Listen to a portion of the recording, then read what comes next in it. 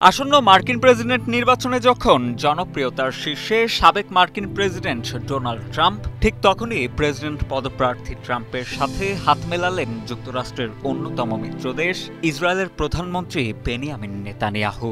এদিকে এক ভিডিও কলে ডেমোক্রেটিক দলের প্রার্থী ও ট্রাম্পের প্রতিদ্বন্দ্বী কমলা হ্যারিসকে আনুষ্ঠানিকভাবে সমর্থনের কথা জানিয়েছেন সাবেক প্রেসিডেন্ট বারাক ওবামা ও তার স্ত্রী মিশেল ওবামা। আসন্ন প্রেসিডেন্ট নির্বাচনের পরবর্তী প্রেসিডেন্ট কে হবে এ নিয়ে যখন দেশজুড়ে চলছে বিশ্লেষক ও নীতি নির্ধারকদের চুলচেরা বিশ্লেষণ, ঠিক তখনই টেক্সাসের একটি বিমানবন্দর থেকে গ্রেপ্তার হলেন বিশ্বের কুখ্যাত দুই মাদক সম্রাট। প্রেসিডেন্ট নির্বাচনের পূর্ব প্রস্তুতি, প্রার্থীদের নিয়ে আলোচনা সমালোচনা ও দলমতের তর্ক বিতর্কের মধ্যেই চীন সাগরের সাম্প্রতিক উত্তেজনা নিয়ে চীনের সাথে দ্বিপাক্ষিক আলোচনায় বসেন মার্কিন পররাষ্ট্রমন্ত্রী অ্যান্টনি ব্লিংকেন ও চীনা পররাষ্ট্রমন্ত্রী ওয়াং ই। কে হতে যাচ্ছে পরবর্তী মার্কিন প্রেসিডেন্ট?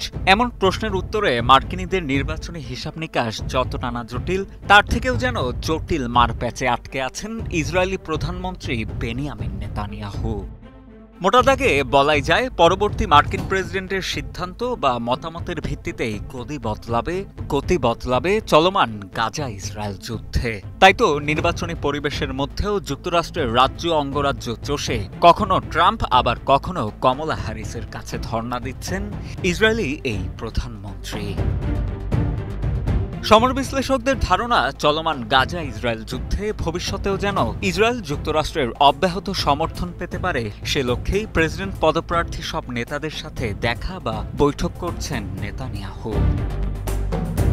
তবে যুক্তরাষ্ট্রের প্রেসিডেন্ট হিসেবে দ্বিতীয়বার নির্বাচিত হলে পশ্চিম এশিয়া তথা মধ্যপ্রাচ্যে শান্তি ফিরিয়ে আনার প্রতিশ্রুতি দিয়েছেন ডোনাল্ড ট্রাম্প।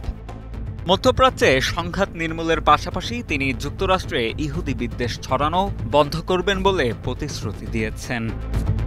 ২৬ জুলাই যুক্তরাষ্ট্র সফররত ইসরায়েলি প্রধানমন্ত্রী বেনিয়ামিন নেতানিয়াহুর সঙ্গে বৈঠকের পর এক বিবৃতি প্রকাশ করে ট্রাম্পের এমন অবস্থান নিশ্চিত করে ট্রাম্পের নির্বাচনী প্রচারণা কর্তৃপক্ষ। সেই বিবৃতিতে অবশ্য ট্রাম্প ৭ অক্টোবর ইসরায়েলে হামাসের হামলাকে ঘৃণ্য বলেও আখ্যা দেন।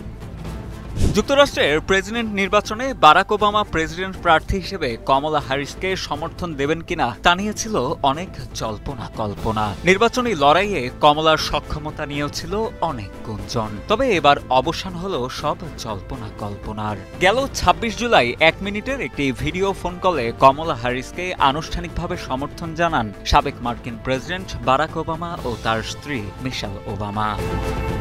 ওবামা দম্পতির এমন সমর্থনে নিজ দলে শক্ত হল কমলার অবস্থান। কারণ কমলাকে ওবামা দম্পতির এই সমর্থনের পর প্রেসিডেন্ট পদপ্রার্থী কমলার সামনে কার্যত দলীয় কোনো বাধাই থাকছে না বলে ধারণা করা হচ্ছে।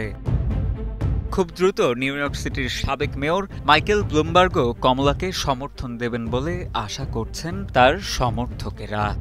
তবে প্রতিদ্বন্দ্বী ট্রাম্পের মতো কমলাও চলমান গাজা ইসরায়েল যুদ্ধ থামাতে দিয়েছেন ইতিবাচক প্রতিশ্রুতি। ফিলিস্তিনের গাজা ভূখণ্ডে চলমান যুদ্ধের কারণে সেখানকার মানুষকে যে ধরনের দুর্ভোগ পোহাতে হচ্ছে তার বিরুদ্ধে রুখে দাঁড়ানোর ইঙ্গিতও পাওয়া গেছে কমলার বক্তব্যে। ২৫ জুলাই ওয়াশিংটনে ইসরায়েলি প্রধানমন্ত্রী বেনিয়ামিন নেতানিয়াহুর সঙ্গে বৈঠকের পর সাংবাদিকদের একথা বলেন তিনি। যুক্তরাষ্ট্রের নীতি নির্ধারক ও আইন শৃঙ্খলা রক্ষাকারী বাহিনীর জন্য বড়সড় একটি মাথা ব্যথার কারণ ছিল বিশ্বের কুখ্যাত মাদক চক্র সিনোলা কার্টেল।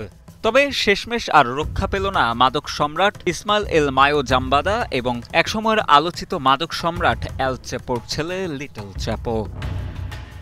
২৫ জুলাই যুক্তরাষ্ট্রের টেক্সাসের এল পাসো বিমানবন্দরের একটি বিমান থেকে অবতরণের সাথে সাথেই তাদের গ্রেপ্তার করে একটি মার্কিন গোয়েন্দা দল। জানা যায়, মাদক সম্রাট এল চ্যাপো ও তার সহযোগী জাম্বাদা এল মায়ো মিলে গড়ে তুলেছিলেন বিশ্বের ইতিহাসে কুখ্যাত মাদক চক্র সিনোলা কার্টেল। ২০১৬ সালে অবশ্য এল চ্যাপোকে মেক্সিকো থেকে গ্রেপ্তার করে আমৃত্যু কারাদণ্ড দিয়ে উচ্চ নিরাপত্তা সম্পন্ন একটি কারাগারে কারাবন্দী করে রাখে যুক্তরাষ্ট্র। এরপর এল মায়ো জাম্বাদাকে সাথে নিয়েই বিশ্বের অন্তত ৫০টি দেশে মাদক পাচার করে যাচ্ছিল সিনোলা কার্টেল। ধারণা করা হয় এই চক্রই যুক্তরাষ্ট্রে সবচেয়ে বেশি পরিমাণ ফেন্টালিন মাদক সরবরাহ করে থাকে। এছাড়া এই গোষ্ঠী মেক্সিকোর সবচেয়ে শক্তিশালী মাদক চক্রের একটি। ৫৭তম আসিয়ান পররাষ্ট্রমন্ত্রীদের সম্মেলনে অংশ নিতে ২৭ জুলাই লাওসে পৌঁছান মার্কিন পররাষ্ট্রমন্ত্রী অ্যান্টনি ব্লিংকেন। সম্মেলনটিতে অংশ নেয়ার ফাঁকে চীনা পররাষ্ট্রমন্ত্রী ওয়াং ইয়ের সঙ্গে বৈঠকেও বসেন মার্কিন এই পররাষ্ট্রমন্ত্রী। জানা যায়, দুই ক্ষমতাধর দেশের পররাষ্ট্রমন্ত্রীদের এ বৈঠকে চীন সাগরে বেইজিংয়ের ক্রমবর্ধমান এবং আইনি পদক্ষেপ সহ যাবতীয় চ্যালেঞ্জ মোকাবেলায় দক্ষিণ পূর্ব এশিয়ার দেশগুলোকে পাশে দাঁড়ানোর আহ্বান জানান ব্লিংকেন। প্রথমে দক্ষিণ চীন সাগরে ফিলিপাইনের বিরুদ্ধে চীনের পদক্ষেপের জন্য সমালোচনা করলেও বিতর্কিত এলাকায় ফিলিপাইন সৈন্য প্রেরণের পর চীন এবং ফিলিপাইন উভয়ের কূটনৈতিক সিদ্ধান্তকে সাধুবাদ জানান মার্কিন পররাষ্ট্রমন্ত্রী।